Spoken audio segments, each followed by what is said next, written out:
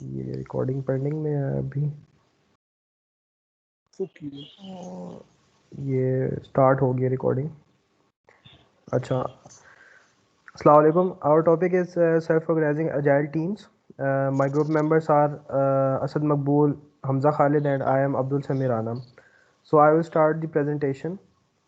Our table of contents are introduction, how to create a self-organizing team, roles, how self-organizing teams works, the three attributes of self-organizing teams, their benefits, traditional organizations versus self-organized agile teams, and then we conclude our presentation. Introduction. Unlike traditional teams, self-organizing teams, what are self-agile teams? This is our introduction. Unlike traditional teams, self-organizing teams do not wait for managers to assign any work to them. इसमें अब ये होता है कि इसमें जो teams जो होती हैं, सेल्फ ऑर्गेनाइजिंग एजाइल टीम्स जो होती हैं, वो किसी मैनेजर का वेट नहीं करती हैं, वो किसी और बंदे का वेट नहीं करती हैं। वो लोग खुद से जो है अपने आप को काम असाइन कर देते हैं। दे वो जो है अपनी प्रोडक्टिविटी और एफिशिएंसी की तरफ जो है वो अपना ध्यान रखते हैं, और वो खुद अपने टास्क जो हैं वो अपने लोग हैं उनको खुद टास्क असाइन करते हैं। इस सारे काम का किसी एक बंदे के ऊपर जो है ना वो सारा वो नहीं होता, डिपेंडेंसी नहीं होती है इसमें, क्योंकि वो पूरी टीम एज अ वर्क कर रही होती है। तो इसमें एक इंडिविजुअल या कोई एक पर्सन जो होता है वो अकाउंटेबल नहीं होता कि कोई मिस्टेक हुई है या कोई सक्सेस हुई है इसके लिए। तो ये हमारी एजाइल सेल्फ टीम का इंट्रोडक्शन है कि मतलब वो खुद से जो है वो ऑर्गेनाइज और काम करती है। वो डिपेंडेंट नहीं होती किसी पे, ना किसी मैनेजर ने, और वो खुद से काम असाइन करती हैं जो वो करना चाहते हैं। क्योंकि जैसा ये पॉइंट है, team get to decide what task they want to work on. तो टीम मेंबर्स जो हैं वो खुद अपने आप को काम असाइन करते हैं जिस पे वो काम करना चाहते हैं। इसमें फिर हमारे पास रोल्स आ जाते हैं, जिसमें हमारे पास 6 टोटल रोल्स हैं इसके: mentor, coordinate, translator, champion, promoter and terminator. अब इसको मैं डिस्कस करूँगा आपको हमारे कोर्स के नॉलेज एरियाज़ के साथ भी। प्रोवाइड, ये जो मेंटोर होता है इसमें क्या कहते हैं कि ये हमें प्रोवाइड करता है, initial guidance and support provide करता है। और ये जो मेंटोर होता है उसका ये रोल होता है कि वो टीम को कॉन्फिडेंट रखता है, ठीक है, और टीम को आपस में जोड़ के रखता है और उनको इनकरेज करता है कि वो साथ रह के काम करें। इसके अलावा मेंटोरिंग में जो है वो सेल्फ ऑर्गेनाइजिंग प्रैक्टिसेस को जो है वो इनकरेज करते हैं, क्योंकि वो सेल्फ ऑर्गेनाइजिंग टीम होती है तो वो उसको इनकरेज करते हैं कि वो जो है वो मतलब और अच्छे से जो है सेल्फ ऑर्गेनाइजिंग टीम को प्रैक्टिसेस जो है वो इम्प्लीमेंट करें। इसमें हम अपने नॉलेज एरियाज जो वो होते हैं, कवर होते हैं, वो उसमें इंटीग्रेशन मैनेजमेंट और रिसोर्स मैनेजमेंट। इंटीग्रेशन मैनेजमेंट जिस तरह जो इनिशियल स्टेजेस है या फिर कलेक्शन ऑफ जो चीज़ों की होती है वो इसमें जो है वो कवर होती है, तो इसलिए इंटीग्रेशन मैनेजमेंट इसमें जो है वो यूज़ होती है। और इसके अलावा रिसोर्स मैनेजमेंट भी, क्योंकि जो सपोर्ट और जो रिसोर्सेज जो प्रोवाइड किए जाते हैं वो सारे जो है वो एक इसमें रिसोर्स मैनेजमेंट का भी एक रोल प्ले होता है। तो मेंटोर का जो रोल है वो इन दोनों नॉलेज एरियाज़ को कवर करता है। इसके अलावा कोऑर्डिनेटर हमारे पास सेकंड हमारा रोल है, coordinating customers and stakeholders collaboration. तो इसमें जो है ना वो कोऑर्डिनेटर जो होता है वो कस्टमर्स और स्टेक होल्डर्स के आपस में कोऑर्डिनेट करवाता है, ठीक है। इसमें वो हैं जो कोऑर्डिनेट करते हैं चेंजेस रिक्वेस्ट को, manage customer and stakeholder expectations. इसमें उनकी एक्सपेक्टेशंस को जो है ना वो मीट करने की कोशिश करते हैं, स्किन की स्टेक होल्डर्स की और स्टेक होल्डर्स एंड कस्टमर्स की। और इसके अलावा ये भी जो है वो इनकरेज करता है कि सेल्फ ऑर्गेनाइजिंग प्रैक्टिसेस को जो है वो ये लोग इनकरेज करते हैं। इसमें दो नॉलेज एरियाज हमारे और कवर होते हैं, जो कि एक स्कोप मैनेजमेंट है, क्योंकि जब स्टेक होल्डर्स और कस्टमर की जब रिक्वायरमेंट्स पता की जाती हैं और उनकी जो एक्सपेक्टेशंस हैं उनको जब मीट किया जाता है तो स्कोप के ऊपर इफेक्ट आता है। तो स्कोप मतलब क्योंकि जो क्लाइंट बनवाना चाहता है या इस तरह की जो मतलब चीज़ें होती हैं वो उस पे जो है ना स्कोप पे डिपेंडेंट होती है। तो कोऑर्डिनेटर का काम ये था कि वो दोनों जगहों से कोऑर्डिनेट करके स्कोप की मैनेजमेंट करे। इसके अलावा जो स्टेक होल्डर्स हैं जिनकी इन्वॉल्वमेंट है इनडायरेक्टली डायरेक्टली प्रोजेक्ट के साथ, उनकी उनकी मैनेजमेंट भी कोऑर्डिनेटर का काम होता है करना, क्योंकि वो कोऑर्डिनेट करते हैं स्टेक होल्डर्स के साथ भी। थर्ड हमारा रोल जो है वो ट्रांसलेटर है, overcoming the barrier language using translator tools. तो इसमें जो है ना हमारा ट्रांसलेशन बैरियर जो है वो ख़त्म करने के लिए ट्रांसलेटर एक होता है रोल हमारे पास, जिसमें जो है वो कम्युनिकेशन मैनेजमेंट जो है वो हमारी सॉरी वो होती है, कवर होती है। तो कम्युनिकेशन मैनेजमेंट में एक सबसे बड़ा जो है वो जो पॉइंट है वो एक लैंग्वेज बैरियर का भी है, तो इस वजह से जो है वो ये इस एरिया को भी कवर करता है। फिर चैंपियन हमारे पास फोर्थ रोल है हमारे पास, securing senior management support and propagating more team. तो इसमें भी रिसोर्स मैनेजमेंट, क्योंकि ये जो है वो प्रोपोगेट करता है और टीम्स को, ठीक है, और इसके अलावा जो सीनियर मैनेजमेंट होती है उसको सपोर्ट करता है, उसको सिक्योर करता है। तो ये इसलिए जो है उस रिसोर्स को भी जो है ना चैंपियन जो है वो ख्याल करता है, और इसका ये रोल है। प्रोमोटर जो है understanding customer and stakeholder concern, securing customer involvement.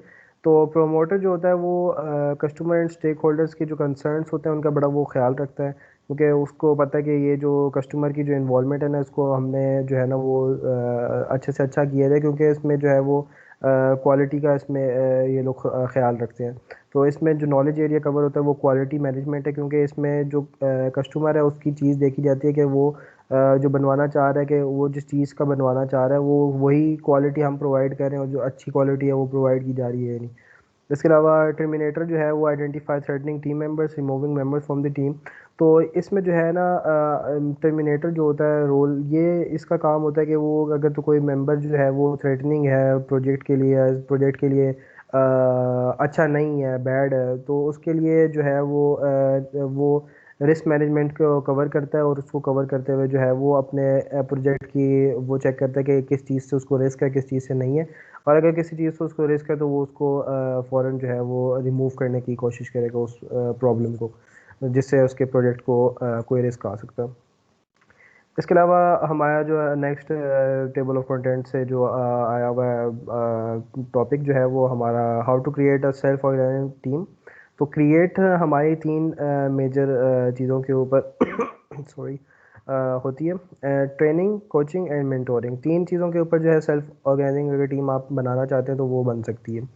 एक ट्रेनिंग में हम क्या कहते हैं कि proper training can help satisfy many of the principle that self organizing team require. तो सबसे पहले जो है ना वो ट्रेनिंग जो है ना वो प्रॉपर दी जाती है, जो कि प्रिंसिपल्स के ऊपर होती है, जो सेल्फ ऑर्गेनाइजिंग टीम को चाहिए होते हैं।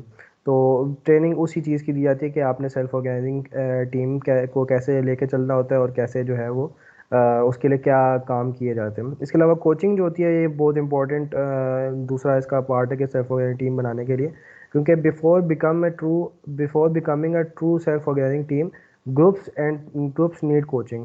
To provide this coaching, have a group start operating as a self-organizing team. तो इस बात का ये मतलब है कि आप सबसे पहले तो अगर आपने सेल्फ ऑर्गेनाइजिंग टीम बनानी है तो आप टीम बना लें, ठीक है, और ग्रुप जो है ना उसको आपने सेल्फ ऑर्गेनाइजिंग टीम की तरह ही चलाना शुरू कर देना है। और इसके अलावा जो है इसको जो है वो प्रॉपर कोचिंग की जो है ना वो इसी तरह ज़रूरत होगी, तो फिर ही वो उस टीम को सेल्फ ऑर्गेनाइजिंग टीम वो बन सकती है। इसके अलावा मेंटोरिंग जो है हमारा वो लास्ट हमारा वो है कि ऑर्गेनाइजिंग टीम के लिए क्या चाहिए होता है। तो once a team start self organizing the journey has only just begun. Team members still require mentoring to grow their skill and maintain the balance of the team. इस मेंटोरिंग में ये होता है कि जब टीम आपकी बन भी चुकी है या फिर चल भी है ये पैरेलल में, तो फिर आपने उसको जो है ना उसकी मेंटोरिंग करते रहना, तो कि वो ट्रैक से ना हटें, वो उस ट्रैक पे जो उनका है वो उससे जो है वो आगे पीछे ना हो जाए। तो उनके स्किल सेट्स और उनकी जो चीज़ें हैं उनकी मेंटोर करना पड़ता है, ताकि वो मोटिवेट रहें, और उनकी जो है वो एक ही ट्रैक पे रहें, और वो बैलेंस रहें चीज़ें, और वो कोई मसला ना करते हैं कहीं। That's all from my side, and now Hamza Khalid will come to continue our presentation. अस्सलाम वालेकुम। मेरा नाम हमजा खालिद है। जैसा कि अब्दुल समी ने इंट्रोडक्शन दिया इसका कि आपको सेल्फ ऑर्गेनाइजिंग टीम क्रिएट करने के लिए आपको चीज़ों की तीन रिक्वायरमेंट्स होती हैं, ट्रेनिंग, कोचिंग एंड मेंटोरिंग। तो उनको मद्देनज़र रखते हुए हम how self organising teams work, first collaboration and team work. When a team does not have a manager, जैसे कि हमें पता है कि सेल्फ ऑर्गेनाइजिंग टीम्स में देयर इज़ नो मैनेजर, तो सबको खुद मैनेज करना पड़ता है, अपनी रिस्पॉन्सिबिलिटीज़ खुद लेनी पड़ती हैं। तो there are chances that the team with less collaboration will be affected highly. Uh, to embrace high collaborative style of working and operates as a true unit. इसमें जो हमारा जो नॉलेज एरिया कवर होगा वो जो हमने सॉफ्टवेयर प्रोजेक्ट मैनेजमेंट में जो हमने पढ़ा है वो है इंटरपर्सनल रिस्क मैनेजमेंट, जिसमें आपकी वर्बल कम्युनिकेशन, लिसनिंग और रिटर्न कम्युनिकेशन आती है, और साथ साथ कम्युनिकेशन मैनेजमेंट। इसके बाद है competency. members of the self-organizing team must exhibit strong confidence in their own capabilities and their team members. उनको अपने ऊपर भी कॉन्फिडेंस होना चाहिए और अपने टीम मेंबर्स पे भी कॉन्फिडेंस होना चाहिए कि they will do their work properly. अगर कोई मैनेज नहीं कर रहा, किसी की हर बंदा खुद से रिस्पॉन्सिबिलिटी लेगा, तो कोई किसी के ऊपर फोर्स नहीं कर सकता कि ये उसकी वजह से कोई इशू आए। The members cannot expect to receive the clear directions from the manager.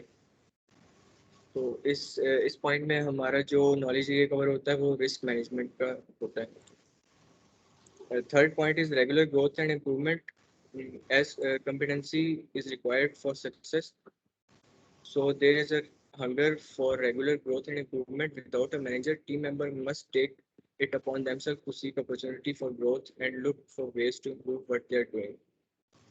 इस जो नॉलेज एरिया में हमारा क्वालिटी मैनेजमेंट का नॉलेज एरिया कवर होता है। जैसे क्वालिटी मैनेजमेंट में जो आपकी रिस्पॉन्सिबिलिटीज़ हैं, एक्सपेक्टेशंस जो आपकी जो पूरे प्रोजेक्ट को होनी चाहिए वो आपकी मीट करनी चाहिए। This means that it might possible and reasonable to have a quality, जो आपके प्रोजेक्ट की क्वालिटी इंश्योर होनी चाहिए। तो ये तभी होगा जब आपकी जो टीम होगी वो रेगुलरली इम्प्रूव करेगी और उसको। उसके बाद हमारा फोर्थ पॉइंट है trust and respect. Trust and respect are key ingredient for all the team and self organising teams are no exception. Team members need to trust and skills of the others and that everyone will get the job as planned, as there are no managers holding everyone accountable. Additional team members must respect the opinions of others and work to find compromises to different views. This point covers the resource management knowledge area.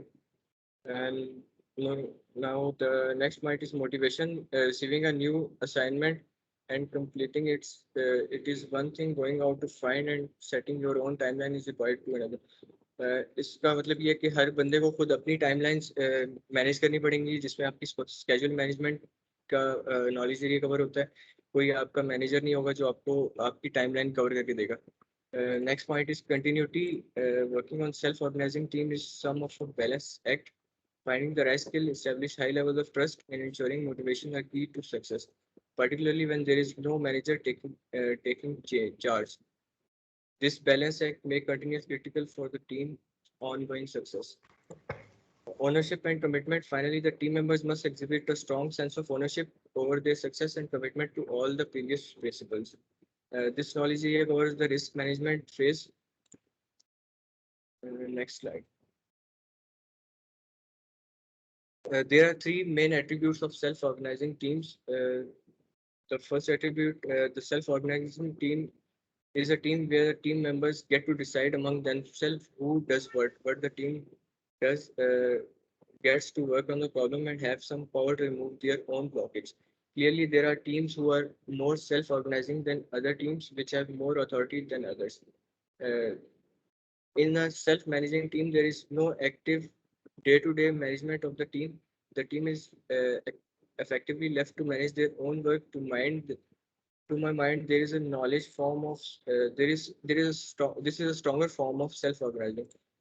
मतलब कि आप communication less से less रखते हैं और अपने काम आप सही से सारे effectively करते हैं, तो this is basically self-organizing teams. Self-directing team is a team which sets its own goals, decides its objectives and determines its priorities. Self-directing team जो है वो अपनी गोल सेट करते हैं और ऑब्जेक्टिव्स। नेक्स्ट जो है वो आपको असद मकबूल एक्सप्लेन करेंगे। अस्सलाम वालेकुम, मेरा नाम असद मकबूल है। जैसा कि मेरे टीम मेंबर्स अब्दुल समीर राना और हमजा खालिद ने ऊपर आपको एक्सप्लेन किया कि ये जो सेल्फ ऑर्गेनाइजिंग एजाइल टीम्स होती हैं ये कैसे वर्क कर रही हैं, कैसे इनको बनाया जा रहा है और इनके क्या एट्रीब्यूट्स वगैरह होंगे और ये क्या क्या मैनेजमेंट के नॉलेज एरियाज कवर करेंगे। तो मैं इनके बेनिफिट्स आपको बताऊंगा। तो सबसे पहले बेनिफिट है speed. Self organize team decide how to meet the deadline in a way that works for everyone and can turn around a product much faster. Speed इस काम में इस तरह होती है कि आपके पास मैनेजर तो कोई है नहीं, तो ये जो सेल्फ ऑर्गेनाइजिंग टीम है ये अब एज अ होल यूनिट काम कर रही होती है और उन्हें पता होता है कि ये जो हम काम कर रहे हैं ये किस वे में बेटर जाएगा और हमें क्या काम को क्या प्रायोरिटी देनी है और क्या डेडलाइन हमने किस तरह मीट करनी है ताकि हमारा काम और जो हमने प्रोडक्ट अपनी वो प्रोड्यूस करनी है वो फास्टर वे में हो जाए। Agility. Priorities can change. Self-organized teams can quickly shift gears. Value that suddenly takes higher priority can be moved up in the queue without interrupting people in the middle of the other task or leaving question about what must be done and when. तो agility में priorities can be change. Priorities बिल्कुल change हो सकती हैं। कुछ भी customer जो आपके स्टेक होल्डर्स या कस्टमर जो भी हैं वो आपको कुछ भी कह सकते हैं कि हाँ जी अभी मुझे ये आपका जो मॉड्यूल है ये मुझे पहले चाहिए। तो हम ये जो सेल्फ ऑर्गेनाइजिंग टीम है ये फौरन से अपना गेट शिफ्ट करती हैं, मतलब अपना स्ट्रेटजी वगैरह भी ये फौरन से चेंज कर सकती हैं और आपस में रहते हुए और इन्हें पता होता है कि कौन सी हमें स्ट्रेटजी लगाएं कि इसको ये जो priority high priority thing I है इसको हम जल्दी से जल्दी करें और हमारा काम जो है उस वो भी खराब ना हो, उसको भी मैनेज कर रहे हो हम। उसके बाद थर्ड बेनिफिट आ जाता है क्वालिटी कस्टमर फोकस। तो सेल्फ ऑर्गेनाइज टीम जैसे कि आपको ऊपर भी बताया गया है कि क्वालिटी मैनेजमेंट इसमें होती है और कस्टमर फोकस होता है। कस्टमर वांट्स और needs and uses such feedback to improve product process. Agile में काम हो रहा है, सेल्फ ऑर्गेनाइज एजाइल टीम्स की बात हो रही है तो आपको पता है कि आपका काम स्प्रिंट्स में होता है और कस्टमर का जो फीडबैक है वो लिया जा रहा होता है ताकि हम अपनी क्वालिटी को जो अच्छी तरह मैनेज कर सकें। उसके बाद हमारा आ जाता है less time on team management. जो assigning work, checking status, verifying that everything is done, all management takes time. हमें पता है कि ये चीजें करने में टाइम लगता है, मगर जो सेल्फ ऑर्गेनाइज एजाइल टीम्स होती हैं उनका मकसद ही ये होता है कि उन्हें आपस में एक यूनिट की तरह काम करना है और उन्हें पता है कि हमारा टाइम हमने कहाँ लगाना है, किस बंदे पे लगाना है, कहाँ सही लगाना है। तो नो टाइम और अच्छी प्रोग्रेस देते हैं लेस टाइम में। ये अगली स्लाइड करना बेनिफिट की। अच्छा जी, उसके बाद एक अगला जो हम बेनिफिट देख रहे हैं वो है true team. Many teams have a main person और a go-to guy. What if the guy quits tomorrow? Self-organizing understand each other roles and tasks for more and rely less on a particular person as owner of something. ठीक है, जैसा कि अभी ऊपर भी बताया गया अब्दुल समीर राना और हमजा खालिद की तरफ से, और मैं भी आपको यही बताऊंगा कि ये एक ट्रू टीम एक सिंगल यूनिट की तरह काम करते हैं। ये नहीं है कि ये सिर्फ एक बंदे पे रिलाय करें, इसीलिए सेल्फ ऑर्गेनाइज टीम इन्हें कहा जा रहा है। इसीलिए हम इनको ये नहीं कह रहे कि ये किसी से मैनेज हो रही हैं, ये उस पर रिलाय बिल्कुल नहीं कर रही। तो इसी वजह से जो बेशक वो छोड़ जाए तो ये अपने आप को उसी तरह रीस्केड्यूल कर लेती हैं, अपने गेट शिफ्ट कर लेती हैं, स्ट्रेटेजी शिफ्ट कर लेती हैं, इनको कोई मसला नहीं आता। उसके बाद हम एम्प्लॉय सेटिस्फिकेशन के पास में जाएंगे। Employees each have a purpose and know what it is instead of blindly following orders. हर ये जो सेल्फ ऑर्गेनाइजिंग एजाइल टीम्स है इसमें हर किसी को फ्रीडम दिया जाता है कि अच्छे से अच्छा डिसीजन मेक करेंगे। वो हर किसी की एबिलिटी को देख के उसको रिसोर्सेज प्रोवाइड की जाती हैं, तो इसीलिए कोई भी किसी को ब्लाइंडली फॉलो नहीं कर रहा होता, सबका एक अपना वो क्या कहते हैं इज्तिमाई डिसीजन हो जाता है। उसके बाद कंपैरिजन मैं बताना चाहूंगा कि ट्रेडिशनल ऑर्गेनाइजेशन और सेल्फ ऑर्गेनाइज टीम्स में क्या क्या कंपैरिजन है, ये आप बिल्कुल देख सकते हैं। साफ पता चल रहा है कि मैनेजमेंट ड्रिवन होती है, उनमें एक मैनेजर होता है जो आपको ऑर्डर्स दे रहा होता है, और इधर होता है जी कस्टमर ड्रिवन होता है। इधर आपके कस्टमर की नीड से अजाइल है, आपको पता है कि उसका फीडबैक लाजमी होता है, जैसे जैसे फीडबैक दे रहा है उस तरह टीम वर्क कर रही है। उसके बाद work force of isolated specialist, इसमें ये मसला वो ट्रेडिशनल में जी आइसोलेटेड स्पेशलिस्ट मतलब ये काम करेगा, ये काम करेगा, ये काम करेगा, एक अलग से उनको वर्क स्पेस दे दी जाती है कि ये चीज का स्पेशलिस्ट है, ये इसका स्पेशलिस्ट। सेल्फ ऑर्गेनाइज टीम्स में कोई स्पेशलिस्ट नहीं देखा जाता, मल्टीटास्क फोर्स होती है, सबकी सुनी जाती है, सब कोई काम कर रहे होते हैं। इंफॉर्मेशन लिमिटेड होती है ट्रेडिशनल ऑर्गेनाइजेशन में, मगर सेल्फ ऑर्गेनाइज टीम में वो इन्फॉर्मेशन शेयर वाइडली की जा रही होती है, सबके ओपिनियंस लिए जा रहे होते हैं, सबके फीडबैक्स लिए जा रहे होते हैं, सबको सबका काम पता होता है क्या है, तो वो इन्फॉर्मेशन जो है इस तरह हो जाती है। सी जनरेटेड कोर्स, शेयर गोल्स, ये इसमें फर्क ऑब्वियसली यही आ जाता है कि शेयर गोल्स होते हैं, एक ही टीम है, एक यूनिट है तो शेयर गोल होगा। Focus on problem solving, focus on achieving the objective, objectives achieve कर रहे होते हैं, जैसे जैसे फीडबैक आ रहा है वैसे वैसे काम करना है। उसके बाद highly management commitment, high worker commitment, increment improvement, continuous improvement, management control, self controlled policy, procedure, value principle based होते हैं। इसी तरह ये आगे कर दो। अच्छा, अब हम आ जाते हैं कंक्लूजन की तरफ। तो सिंपल सी बात है कि सेल्फ ऑर्गेनाइजिंग टीम जब ही पॉसिबल होती है, जब जो पीपल, वो जो भी टीम होती है उनका एक पर्पस होता है, सेम पर्पस होता है, वो अपने जो टीम के मेंबर्स हैं उनको वैल्यू दे रहे होते हैं, सपोर्ट कर रहे होते हैं, ट्रस्ट कर रहे होते हैं, रिसोर्स मैनेजमेंट में ट्रस्ट हो रहा होता है। तो हमने अभी तक ऊपर से यही कंक्लूड किया है कि आपस में ट्रस्ट करेंगे तो ये एक यूनिट बनेगा। उसके बाद इसमें आपस में ट्रस्ट हो रहा होता है, डिफरेंट टास्क असाइन हो रहे होते हैं, कोई मसला नहीं है।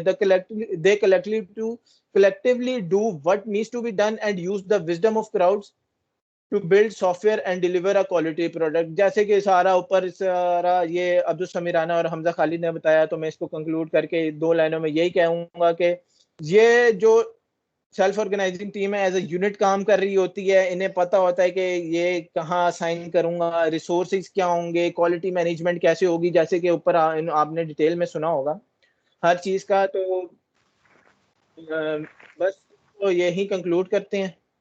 Thank you very much. Thank you.